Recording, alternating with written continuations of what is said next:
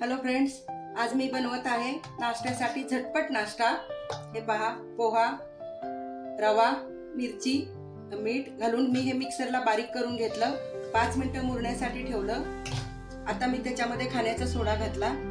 आता हा बटाटा आहे, तो थोडासा म्हणजे 1-2 मिनिटापूर्वी मी किसला होता, थोडा लाल झालाय। टोमॅटो, कांदा, मिरची आपण हे मिक्स करून घेऊया आणि त्याचे पॅनकेक काढूया।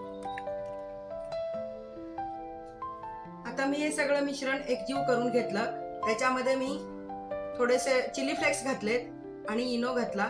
इनोमुळे ते फुलतं बॅटर सगळं। आता आपण त्याचे पॅनकेक काढून घेऊया। इकडे माझ्याकडे छोटा तडक्याचा तवा होता, म्हणजे पॅन होता, त्याच्यावर मी ते छोटे छोटे पॅनकेक तयार करून घेतले। आता हे चांगलं तयार झालेलं आहे, आपण पलटून घेऊया। हे बघा, खूप छान झालं। सगळे मी असेच बनवून घेते।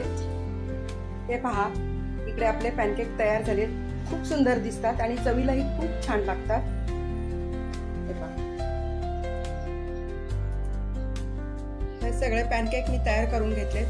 चवीला खूप छान लागतात, खूप फुललेले आहेत, दिसायलाही सुंदर दिसतात। बघा कसे छान दिसतात। तर तुम्हीही करून बघा। लाईक, कमेंट आणि सबस्क्राईब करायला विसरू नका फ्रेंड्स।